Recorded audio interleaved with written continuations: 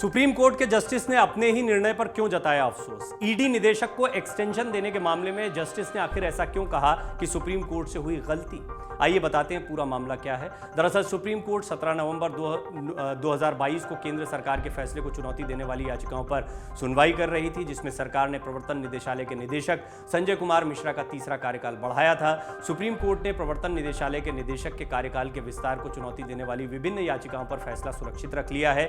Justice BR Gavai, न्यायमूर्ति विक्रमनाथ और justice Sanjay Karol की बेंच ने सभी पक्षों की दलीलें सुनने के बाद फैसला सुरक्षित रखा। कोर्ट ने संबंधित पक्षों से अगले शुक्रवार तक अतिरिक्त लिखित नोट दाखिल करने को भी कहा है। केंद्र की ओर से सॉलिसिटर जनरल तुषार मेहता ने कोर्ट को अवगत कराया कि SK मिश्रा पुलिस महानिदेशक नहीं है, लेकिन वो अंतर्राष्ट्रीय स्तर पर देश का प्रतिनिधित्व करते हैं, इसलिए संसद ने सचेत रूप से फैसला लिया।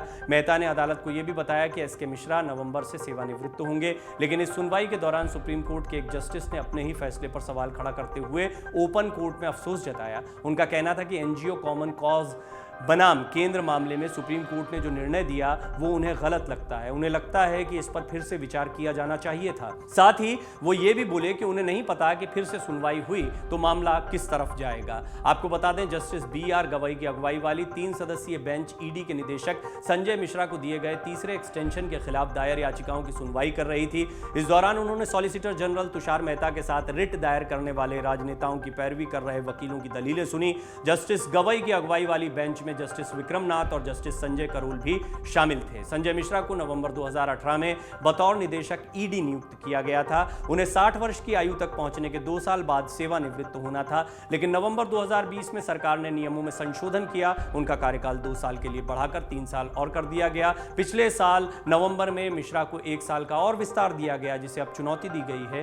केंद्रीय सतर्कता आयोग अधिनियम में किए गए संशोधन को भी सुप्रीम कोर्ट के समक्ष चुनौती दी गई है। याचिकाकर्ताओं में कांग्रेस नेता जया ठाकुर, रणदीप सिंह सुरजेवाला, तृणमूल कांग्रेस सांसद महुआ मोइत्रा शामिल हैं। केंद्र की ओर से सॉलिसिटर जनरल तुषार मेहता ने संजय मिश्रा को दिए गए तीसरे एक्सटेंशन का बचाव करते हुए कहा कि यह बेहद जरूरी है। FATF के होने वाले रिव्यू को देखते हुए जरूरी है कि संजय मिश्रा निदेशक की सीट पर बरकरार रहें। उनकी दलील थी कि ईडी निदेशक को एक्सटेंशन तब विवादित हो सकता था जब किसी अन्य अफसर का इससे हक प्रभावित होता, लेकिन ईडी निदेशक की नियुक्ति का काम तो सीधे एक पैनल करता है। इसमें डिपार्टमेंटल प्रमोशन तो कहीं पर भी नहीं होता है। उनका कहना था कि कॉमन कॉज मामले में सुप्रीम कोर्ट का फैसला सरकार पर किसी तरह की बंदिश नहीं लगाता। मेहता का कहना था कि एक अफसर के न रहने से ईडी जैसी एजेंसी पर फर्क नहीं पड़ता, लेकिन उनकी मौजूदगी एक बड़ा फर्क पैदा कर सकती है।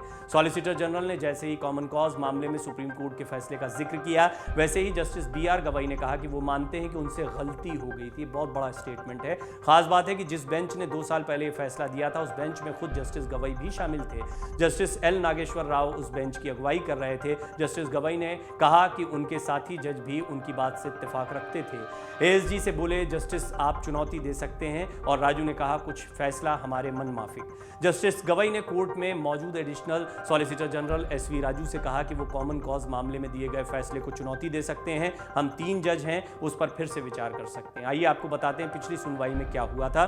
सुप्रीम कोर्ट ने ईडी निदेशक संजय कुमार मिश्रा को दिए तीसरे सेवा विस्तार पर केंद्र सरकार से पूछा था कि क्या वो इतने जरूरी हैं कि सुप्रीम कोर्ट के मना करने के बावजूद उनका कार्यकाल बढ़ाया जा रहा है। शीर्ष अदालत ने पूछा था, क्या कोई व्यक्ति इतना जरूरी हो सकता है। शीर्ष अदालत ने 2021 के अपने फैसले में स्पष्ट किया था कि सेवानिवृत्ति की उम्र के बाद प्रवर्तन निदेशक के पद पर रहने वाले अधिकारियों का कोई भी सेवा विस्तार कम अवधि का होना चाहिए। यह भी स्पष्ट किया गया था कि संजय मिश्रा को आगे कोई विस्तार नहीं दिया जाएगा। Justice BR Gavai, justice Vikram Nath और जस्टिस संजय करोल की पीठ के समक्ष केंद्र की ओर से पेश सॉलिसिटर जनरल तुषार मेहता ने कहा था कि मिश्रा का विस्तार प्रशासनिक कारणों से आवश्यक था और वित्तीय कार्यवाही कार्यबल के भारत के मूल्यांकन के लिए महत्वपूर्ण था। इस पर पीठ ने सवालों की झड़ी लगाते हुए पूछा था कि क्या ईडी में कोई दूसरा व्यक्ति नहीं है जो उनका काम कर सके। क्या एक व्यक्ति इतना जरूरी हो सकता है। आपके मुताबिक ईडी में कोई और सक्षम व्यक्ति है ही नहीं। 2023 के बाद इस पद का क्या होगा जब मिश्रा सेवानिवृत्त हो जाएंगे। तुषार मेहता ने कहा था कि मनी लॉन्ड्रिंग पर भारत के कानून की अगली सहकर्मी समीक्षा 2023 में होनी है, ये सुनिश्चित करने के लिए कि भारत की रेटिंग नीचे नहीं जाए। प्रवर्तन निदेशालय में नेतृत्व की निरंतरता महत्वपूर्ण है। मिश्रा लगातार कार्यबल से बात कर रहे हैं और इस काम के लिए वो सबसे उपयुक्त व्यक्ति हैं। कोई भी बेहद जरूरी नहीं, लेकिन ऐसे मामलों में निरंतरता जरूरी है। आपको बता दें, कोर्ट ने अपने निर्देश में ईडी के निदेशक संजय कुमार मिश्रा के कार्यकाल को 16 नवंबर 2021 से आगे बढ़ाने से रोक दिया था। केंद्र की दलील थी कि यह विस्तार केंद्रीय सतर्कता आयोग अधिनियम में किए गए संशोधनों के तहत है, जो ईडी निदेशक के कार्यकाल को 5 साल तक बढ़ाने की अनुमति देता है।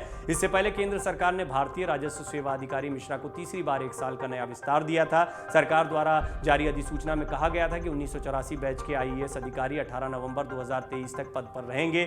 62 वर्षीय मिश्रा को पहली बार 19 नवंबर 2018 को 2 साल के लिए ईडी का निदेशक नियुक्त किया गया था। 13 नवंबर 2020 को केंद्र सरकार ने नियुक्ति पत्र को संशोधित किया और उनके 2 साल के कार्यकाल को बदलकर 3 साल का कर दिया गया था। मन से उजाला कर चले, मन से उजाला कर चले, एक अमर उजाला